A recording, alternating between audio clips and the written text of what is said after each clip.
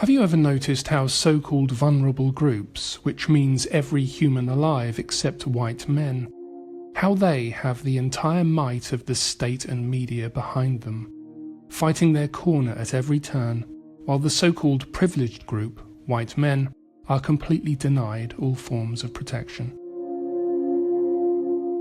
The term itself, vulnerable group, is so odious, so utterly false that it beggars belief.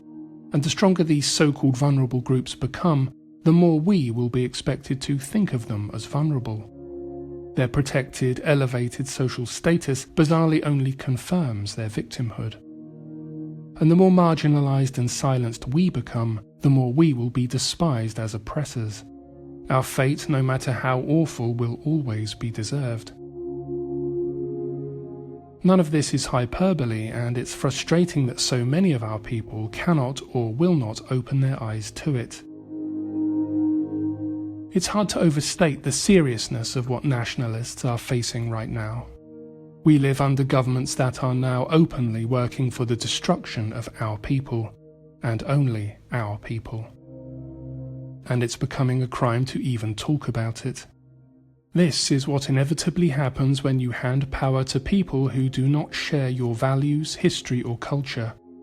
They start to see your existence as the problem. The lie of multiculturalism was laid bare once again last week when Hamza Yousaf, the Justice Secretary of Scotland, heralded the arrival of a new hate crime law, saying, "I am delighted Holyrood has backed this powerful legislation that is fitting for the Scotland we live in." How true that statement is. This viciously anti-white legislation couldn't be more fitting, because Scotland, like most of the West, is now corrupted by decades of hostile third world immigration and leftist infiltration. This legislation includes the new offence of stirring up hatred on the grounds of religion, sexual orientation, age, disability, and transgender identity, which means that if any member of one of these so-called vulnerable groups doesn't like what you say or do, you're potentially in big trouble. And as an added bonus, freedom of speech within the privacy of your own home is no longer protected either.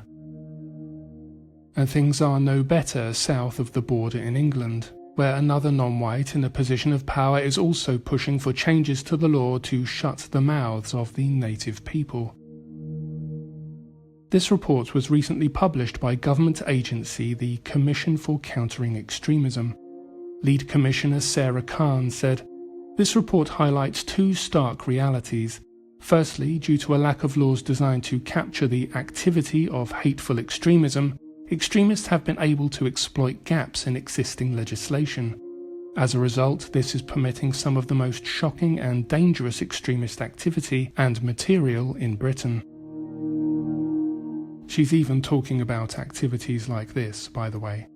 She's talking about all nationalist activity. She wants to make us criminals for our beliefs.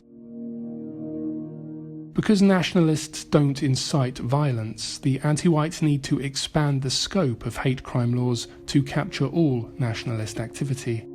If you are white and not ashamed to be white, you will fall foul of these laws at some point. I believe wholeheartedly that the intention is ultimately to make dissent itself illegal. It's a grim landscape, and I wish I could tell you I'm optimistic it will be okay, but I can't. The momentum will be with the anti-whites for some time to come, so the sooner whites come together in their own defence, the sooner we can start to offer effective opposition to anti-whiteism.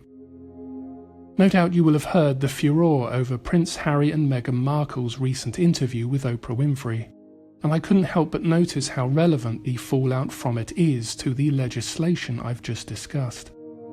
Piers Morgan was forced to resign from his job simply because he did not believe the torrent of lies Meghan Markle told in the interview.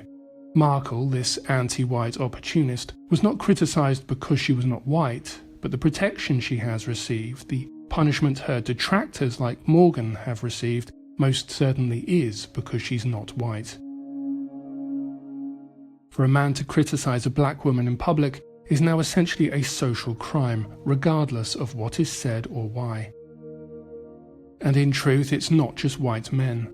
It's ultimately all white people in their crosshairs, and they will at some point expect all of us to grovel in return for being able to have any semblance of a normal life.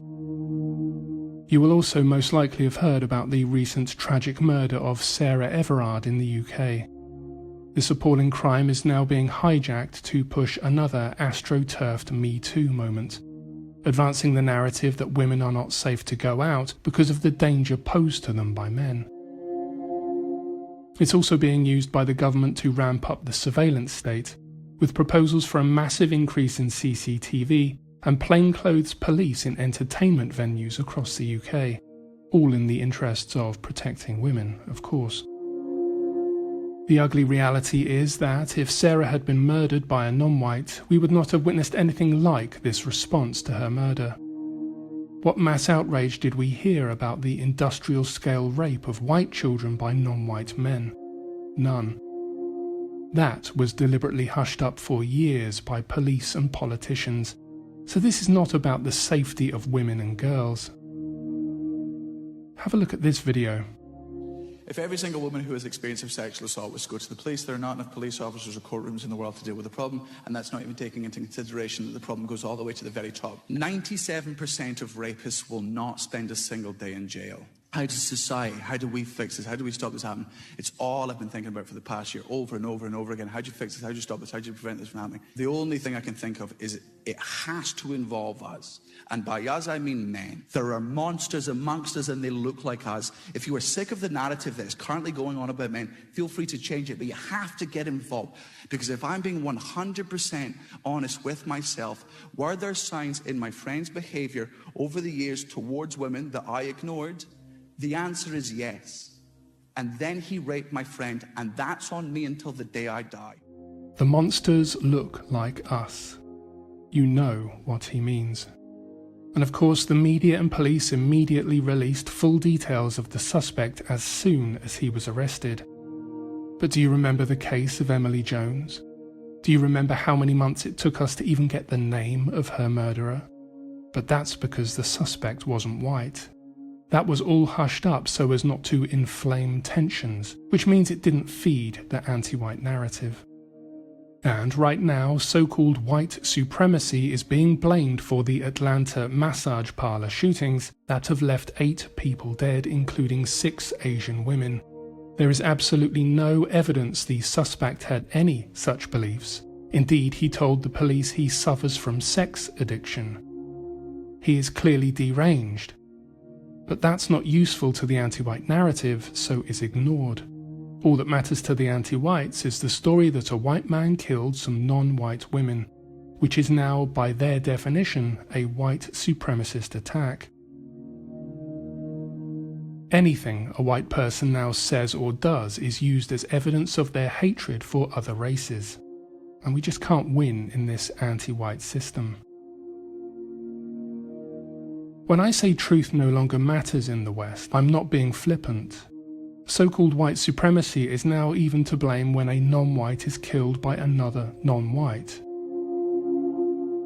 We live right now in a war against all white people, and many of our own people are complicit in their own destruction. So these are not times for the faint-hearted. If you get down on your knees before people who despise you, you aren't going to get forgiveness for whatever crime they tell you you have committed. You're going to get repeated kicks in the face, and you're going to deserve them. All this comes down to just one question. How much ground do we give before we say no more? The anti-whites' intent is to completely and permanently silence us. Will they silence you? Until next time, be well.